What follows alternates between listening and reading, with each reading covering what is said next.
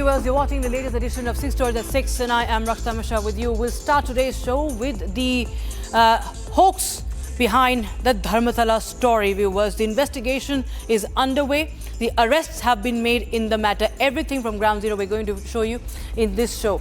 Also, story number 2 is India's space hero speaking to the media today, sending out the message for all those who are aspiring for the space. Also, the other story on the show is the hit-and-run case, another hit-and-run case in the country. This time it's from Punjab, where an elderly man is mowed down. And the political storm that has erupted in Kerala will get you each and every update on that. Also, story number 5 is Dr. S. Jaishankar visit to Moscow and the statement, the joint statement that has been released. And also, finally, Republicans schools Trump. Yes, a Republican is schooling Donald Trump. It's Nikki Haley who has in fact made a very, very strong statement. We'll get you all that. But first, we start with the big story that we have been tracking for you. It is India space hero Group Captain Shukla, viewers. 26th of June 2025, when he became the first Indian astronaut to reach the International Space Station, and he marked this monumental achievement for the country. This was not just an individual triumph, but a collective victory for the 1.4 billion citizens of India. Now, Group Captain Shukla spent 18 days aboard the ISS as part of the US-based Axiom Space's Mission 4, alongside astronauts from the United States, Poland and Hungary. Now, after an intense month of rehabilitation, Shukla returned to India on the 17th of August, bringing with him not only his personal experiences, but also India's ambitions for the future of space exploration. Reflecting on his journey aboard the ISS, here's what he had to say. 5, 4, 3, 2, 1, ignition, and liftoff. On June 26, 2025, Group Captain Shubhanshu Shukla achieved the unthinkable, becoming the first Indian to reach the International Space Station.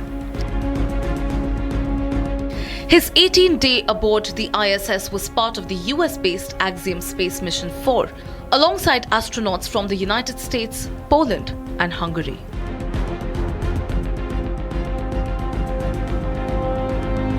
But for Shukla, the mission was far more than a personal achievement. It was a collective triumph for 140 crore Indians. Speaking at a press briefing following his return to Earth, Shubhanshu said that the mission felt like the mission of an entire nation. He thanked every citizen of India for making him feel as though the mission belonged to them. A sentiment that resonated deeply across the country. I would like to thank each and every citizen of this country who behaved in a way that they actually owned this mission. I really felt that this was a mission for this entire nation. He also thanked the government and ISRO for making the mission possible. To start by thanking the people who have made this mission possible. And there are multiple layers to this, not just one person. I will start by thanking the government of India for conceiving about this mission and finally making it happen. I would like to thank ISRO for enabling this entire mission, the people, my colleagues at ISRO who have worked so hard for successfully executing this mission. Reflecting on his journey aboard the ISS, he highlighted the value of India's deep-rooted expertise in space science. Sharing his experience, Shukla noted that being on the space station is very different from what you learn on the ground. जब आप उस rocket पे बैठते हैं और जब वो engine ignite होते हैं, when they catch fire, I think it is a very different feeling. I had not imagined of how it would feel like, and I was actually, running behind the rocket for the first few seconds. I took time to catch up to it. From that point of time till the time we splashed down, the experience has been unbelievable. It has been so exciting and so amazing that I really have been struggling to find words of how do I convey it to you so that you live that through my words. Probably I'll take some more time. His 18-day aboard the ISS was packed with several experiments led by ISRO and other activities on the orbital lab. Crew Dragon is one of the 3 vehicles which can take humans to space as of now. And we were fortunate to have the training on the other one, the Soyuz, which goes from Russia, as well as Crew Dragon now. International Space Station, as you know, is an orbiting laboratory which has been there since 2000 and has been conducting cutting-edge science and is actually a perfect example of marvel of human engineering and human collaboration ka. Shubhanshu's achievement not only raises India's profile on the global space stage, but also strengthens the country's legacy in astronomy. From the ancient alignments of the temples to the precision of modern-day space science, India's contributions to astronomy have been recognized worldwide. I think there is a lot of respect in what India and ISRO have been able to achieve in terms of space exploration, and that is everywhere the same. There was no aberration or no odd person out that who did not believe in this. And my crewmates actually made me sign and said that whenever the launch happens, you need to invite us, and after that we need to travel in your vehicle, in Gaganyaan. So I think that is the kind of excitement and respect that they have for us as far as space exploration is concerned. Surya Siddhantam was from this land only. Actually, it's not that we didn't go to space. We just took a sabbatical so the rest of the world could catch up. And now we are just, once they have caught up, we are also going back there. Shubhanshu's journey to the ISS may be the first step, but it is an important one. As India reaches new frontiers in space, one thing is clear: the nation's journey beyond Earth has only just begun. With the historic AX-4 mission completion and with Gaganyaan on the horizon, the next giant leap is already underway. And the stars, they may be closer than we think.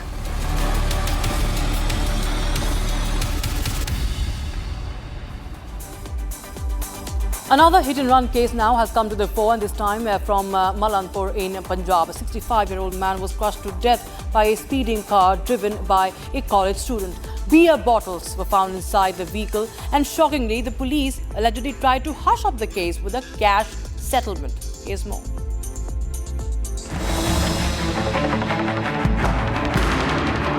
Another day, another hit-and-run case.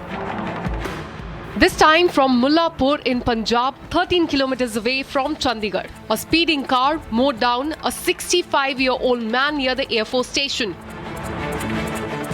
The car was driven by a college student with 3 others also inside the car. All 4 teenagers are students of a management college in Sarangpur. Beer bottles have also been recovered from the vehicle. However, no FIR has been registered in this matter. Instead, police tried to bury the case with 9 lakh rupees settlement. 2 ladies थी और बंदे थे, 1-2 लड़के थे। उसके बाद वो सब शराब के नशे में थे, बियर शेयर पी रखे थे। उसमें बियर की गत्ता और पेटियां भी निकली, सारा चीज़ निकला। वो गाड़ी नहीं रोक रहे थे, फिर गाड़ी किसी तरीके से और बाकी यात्री ने रुकवाई है। जब एक्सीडेंट हुआ उसके बाद वो रुके नहीं और आगे चले गए। वहाँ पर वो आगे जाने के बाद 200-300 मीटर दूरी पे चले गए। फिर दूसरे यात्री ने रुकवाया और गाड़ी वाले ने उनको खड़ा करवा के रुकवाया। फिर वो उनको रुकवाने के बाद यहाँ लाश यहाँ पड़ी हुई थी, वो तुरंत खत्म हो गए। These are the blood stains which has now dried up around 11:25 yesterday. The Jogsing was crossing the road from left side towards the right side when the speeding car, which was being driven by youths aged between 20 to 24, the speeding car crushed Jogsing immediately. Another life lost on the road. Another family devastated as reckless driving continues to claim innocent lives.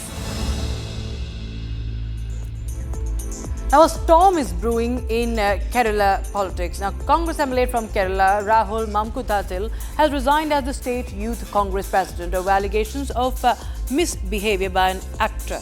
Actress Rini George accused a young leader of a well-known political party of misbehavior without taking any names. But the BJP took to the streets, naming and shaming him, prompting resignation from the leader. These are harassment allegations that we are talking about here, viewers. Here's more. A political firestorm erupts in Kerala.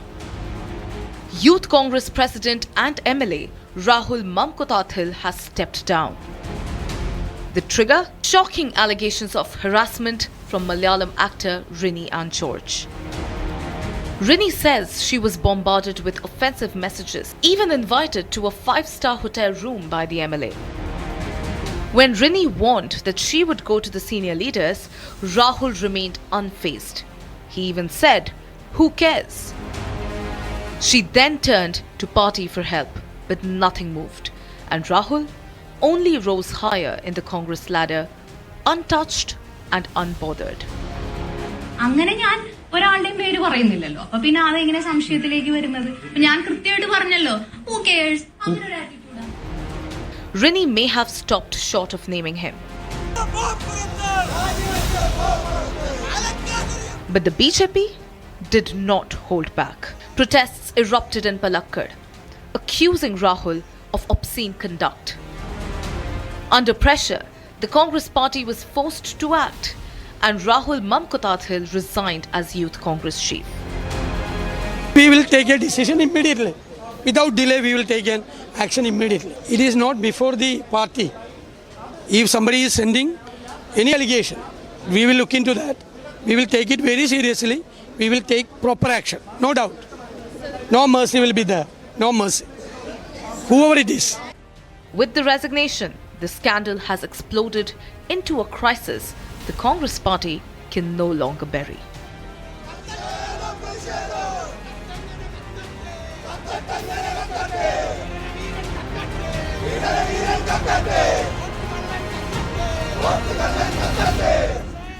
External Affairs Minister Dr. S. Jaishankar met his Russian counterpart Sergei Lavrov in Moscow today to review bilateral relations against the backdrop of US threats of sanctions over India-Russia energy trade. He said India and Russia have been the steadiest of the major relationships in the world after the Second World War. Russian Foreign Minister Lavrov echoed the sentiment. Watch this report.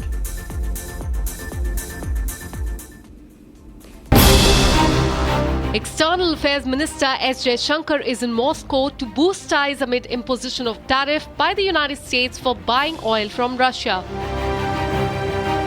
Amid the US imposing 50% tariff on India, External Affairs Minister S. Jaishankar has pushed to increase the trade with Russia. In a joint press briefing with Russian Foreign Minister, Jaishankar called India-Russia relations one of the steadiest partnerships since World War II. He emphasized on a shared goal amid shifting geopolitical realities and evolving trade landscape. The relations between India and Russia have been among the steadiest of the major relationships in the world after the Second World War.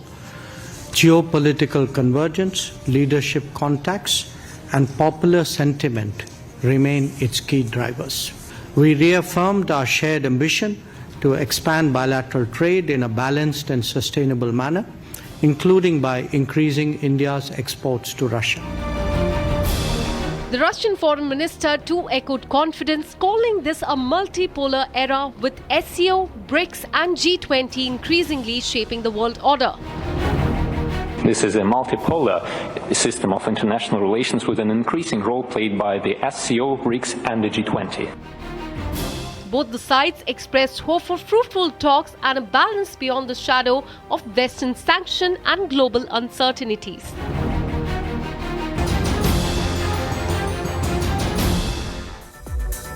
Now viewers, is Donald Trump risking America's closest partnership in Asia? A growing number of voices in Washington, including one from his own Republican Party, says yes. The latest warning comes from Nikki Haley, who calls Trump's India tariffs a strategic disaster in the making. A 25% duty on Indian exports to the United States. Then another 25% tariff on India's Russian oil imports. Together, President Trump's measure have sent India-US relations spiraling into a crisis. And the criticism is now coming from the inside. Former US Ambassador to the United Nations Nikki Haley, Republican leader and ex-governor, has warned Donald Trump's administration that the ties with India are at a quote-unquote troubling inflection point and that America is pushing its most important Asian ally to the edge. Haley feels that India must be treated like the prized democratic partner it is and not as an adversary like China. She argues that India is essential to America's long-term goals, moving supply chains away from China and countering Beijing's rising influence in Asia. Losing New Delhi, she says, would hand China the upper hand. Amid Trump's tariff threat to India, the relationship between India and US has hit the new low, despite the bromance between Trump and Modi. Now, criticism is coming in from Donald Trump's own office. Republican leader Nikki Haley has clearly stated, in fact has warned Donald Trump, saying that the India-US relationship is at a troubling inflection point. She goes on to explain as to why it is crucial to get back the India-US relationship on track, which is very, very critical for the administration's foreign policy as far as outcompeting China is concerned. She has also stated that US must see India as a free-priced democratic partner. Now, it remains to be seen whether Donald Trump is going to listen to it or afford to lose New Delhi, giving an upper hand to China. Trump claims he's putting quote-unquote America first. For Haley and like her many other politicians, it's America risking its ties with India and the best chance to checkmate China. Will White House listen or let tariffs drive a wedge between Washington and New Delhi? Now, the Dharmasthala hoax is exploding, viewers, from YouTubers to activists, because those who have been talking about it are all under lens now, viewers. Now, this has come across as a conspiracy to defame the religious site. The temple, whoever has conspired, are facing the heat now. It's Mahesh Timarodi who has been detained as well, one of the activists. In Bengaluru, the cops are closing in on YouTube Samir, and in Kodagu, protests turned chaotic after Puneet Kerehalli was denied permission to speak. From arrest to clashes, the news is tightening around the quote-unquote anti-Dharmastala gang.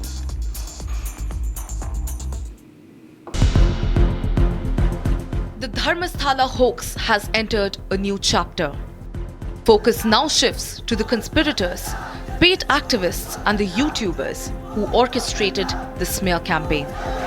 Action looms large over the anti-Dharmasthala gang, Samir Mattanavar and Mahesh Shetty Timmadodi. In Udupi, activist Mahesh Shetty Timmadodi has been detained by the police. Interrogation has been underway for over an hour and a half. He is likely to be produced before the court soon. Timmadodi's arrest comes after police booked him under 2 non-bailable sections. Lawyers rushed to the station with property papers and surety, but the charges are serious. Meanwhile, in Bengaluru, Dakshina Kannada cops reached YouTuber Samir's rented house in Banarghtta. Samir is accused of releasing a 23-minute AI-manipulated video filled with fabricated claims, leaked witness details, and provocative calls to protest. Republic has consistently exposed Samir's anti-Hindu content and led the charge, demanding his arrest. With respect to MD Samir being unavailable to the police, it is very clear that he had applied for the anticipatory bail as soon as the FIR were registered him against the video which he had uploaded on the YouTube. He also has made sure that the post on social media has gone viral, where he had written a letter to the Dharmasthala police station stating that if at all he would had to visit the Dharmasthala police station, security arrangements had to be made, because he had visualized and he had seen various other YouTubers who were not his accomplices being attacked in Dharmasthala. And also he requested if a video conferencing can be done for the interrogation purpose in the preliminary stages.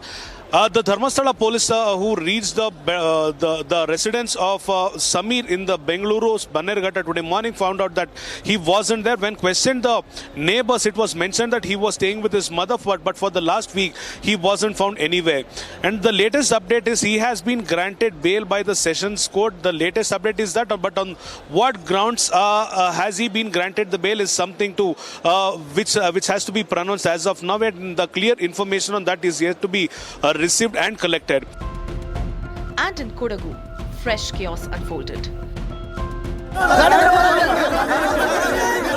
Dharmasthala devotees gathered in Kushalnagar, but the protest turned stormy when activist Puneet Kerehalli tries to address the crowd.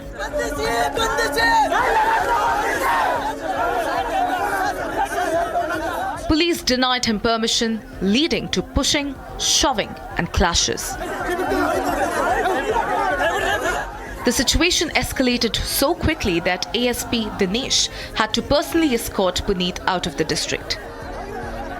He was dropped at the Bailakuppe police station and a notice was issued banning his entry into Kodagu.